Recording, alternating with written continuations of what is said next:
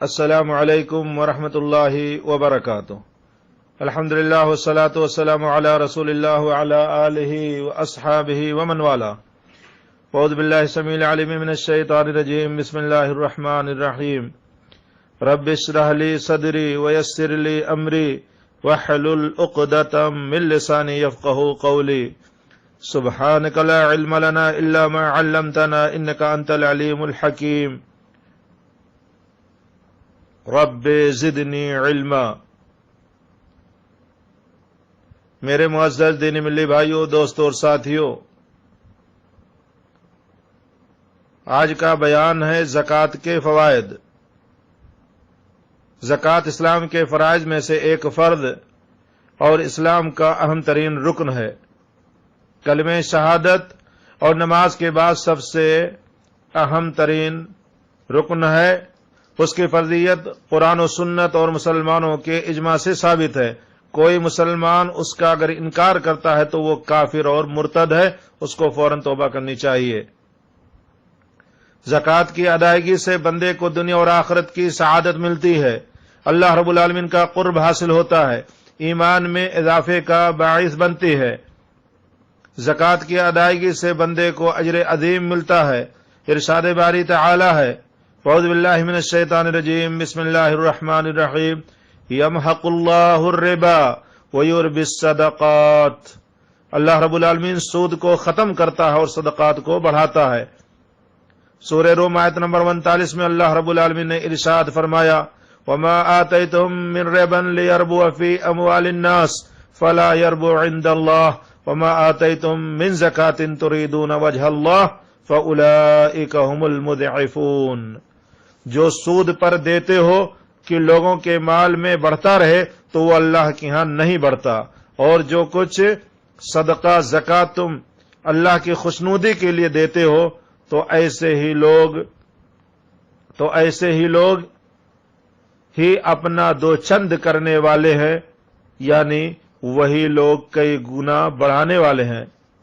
نبی کریم صلی اللہ علیہ وسلم نے ارشاد فرمایا کہ جس شخص نے کھجور کے برابر صدقہ کیا، یعنی وہ کھجور جو حلال کی کمائی سے آئی ہو، اور اللہ تعالیٰ تو اللہ رب العالمین تو قبول ہی حلال کی کمائی کرتے ہیں، تو پھر اللہ رب العالمین اس کو یعنی اس صدقے کو اپنے داہنے ہاتھ میں لیتے ہیں، پھر اس صدقہ دینے والے کے لیے پرورش یعنی بڑھاتے ہیں، جس طرح سے کوئی شخص اپنے بچھڑے کی پرورش کرتا ہے، یہاں تک کہ وہ ایک کھجور کا صدقہ یعنی ایک کھجور کا صدقہ پہاڑ کے برابر ہو جاتا ہے۔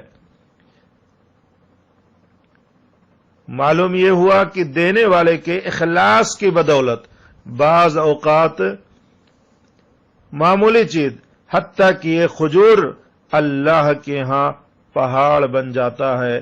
اللہ اکبر، اللہ ہم سب کو اس کی توفیق عطا فرمائے۔ میرے بھائیوں، صدقہ اور خیرات دینے سے اللہ رب العالمین گناہوں کو معاف فرما دیتے ہیں۔ نبی کریم صلی اللہ علیہ وسلم نے فرمایا ہے کہ صدقہ گناہوں کو اس طرح سے بجھا یعنی ٹھنڈا کر دیتا ہے۔ صدقہ گناہوں کو اس طرح سے بجھا یعنی ٹھنڈا کر دیتا ہے جس طرح سے پانی آگ کو بجھاتا ہے۔ زکوٰۃ کے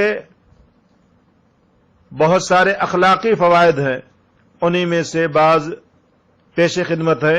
زکوٰۃ دینے والے انسان میں جود و سخاوت کی صفت پیدا ہوتی ہے۔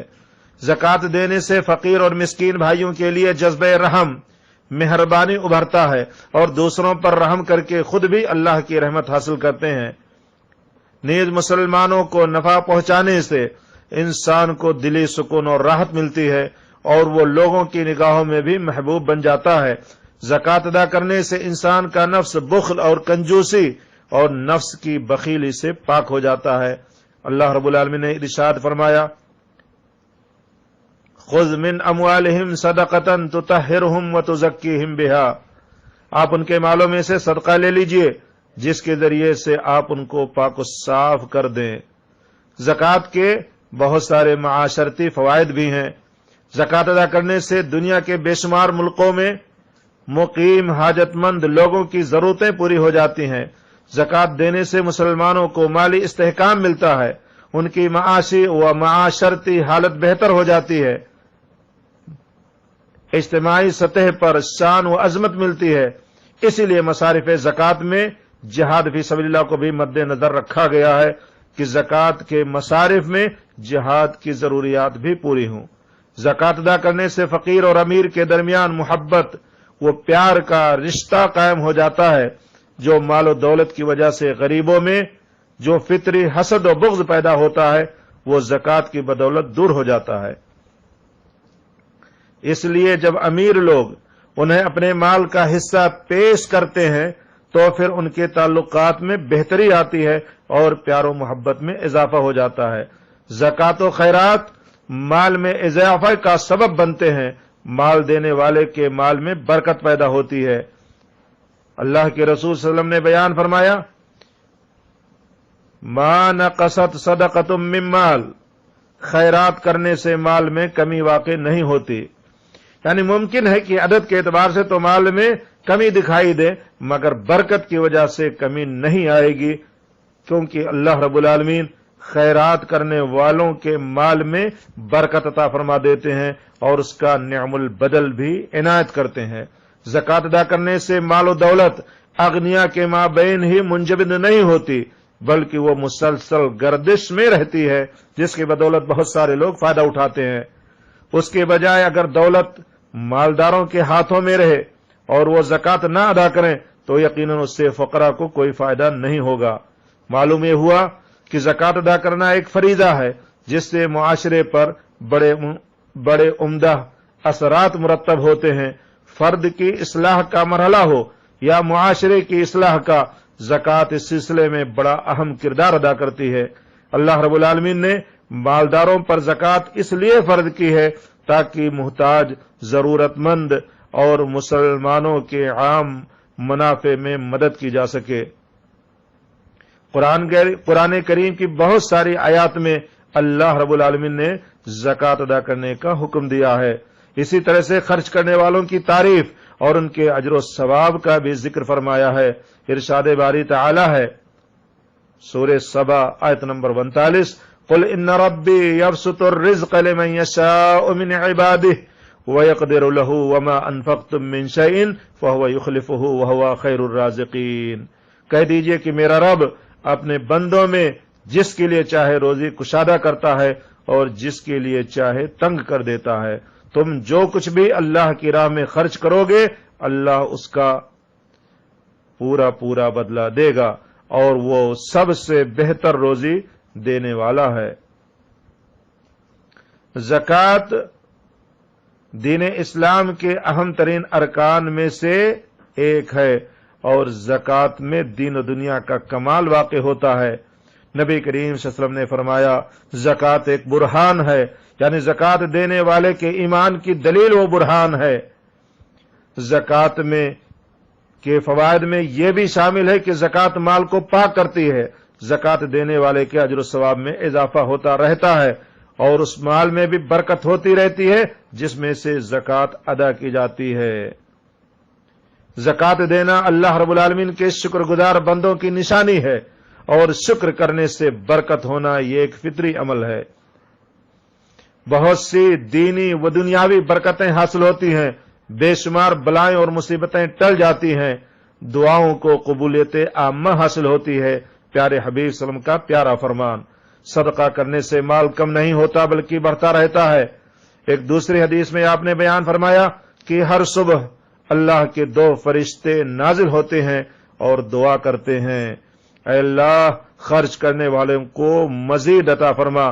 دوسرا دعا کرتا ہے کہ اے اللہ مال خرچ نہ کرنے والے کو تب کے مال کو تباہ کر دے۔ زکات دینے والے کے ساتھ ساتھ زکات لینے والے کو بھی فائدہ حاصل ہوتے ہیں۔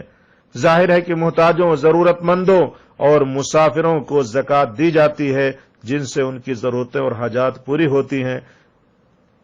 اگر مالدار اپنی زکات نکالتے رہیں اور صحیح مقامات پر خرچ کرتے رہیں تو یقیناً تمام غربا کی ضروریات پوری ہو جائیں گی۔ اس سے معاشرے میں بگاڑ اور فساد بہت حد تک ختم ہو جائے گا۔ جبکہ زکوٰۃ کی ادائیگی میں بہت سارے لوگ تساہلی سے کام لیتے ہیں اور اسے شرعی طور پر ادا نہیں کرتے ہیں، حالانکہ ہر صاحب نصاب پر زکوٰۃ فرض ہے۔ زکوٰۃ محاسن اسلام میں سے ہے کہ غریب مسلمانوں کی مدد ہو سکے اور وہ اچھی طرح سے زندگی گزار سکیں۔ زکوٰۃ کا ایک فائدہ یہ بھی ہے کہ غریب اور امیر کے درمیان محبت پیدا ہوتی ہے، کیونکہ انسانی فطرت ہے کہ وہ ہر احسان کرنے والے سے محبت کرتے ہیں۔ اسی طریقے سے زکوٰۃ دینے والوں میں جود و کرم اور حاجت مندوں پر نرم دل ہونے جیسی اچھی صفات پیدا ہوتی ہے۔ اللہ رب العالمین مال میں برکت، زیادتی پیدا کرتے ہیں، مال میں برکت اور زیادتی ہوتی ہے، اور اچھے وارث کا حصول بھی ہے۔ نبی کریم صلی اللہ علیہ وسلم نے فرمایا ہے، اللہ عز و جل فرماتے ہیں، یا ابن آدم تو خرچ کر، اے ابن آدم تو خرچ کر، ہم تجھ پر خرچ کریں گے۔ یہ میرے بھائیوں زکوٰۃ و صدقات کے چند فوائد پیش کیے گئے ہیں۔ اللہ رب العالمین سے دعا ہے کہ پروردگار ہمیں ان باتوں پر عمل کرنے کی توفیق عطا فرمائے۔ وآخر دعوانا ان الحمد للہ رب العالمین۔ سبحانک اللہم و بحمدک، اشہد ان لا الہ الا انت، استغفرک واتوب الیک۔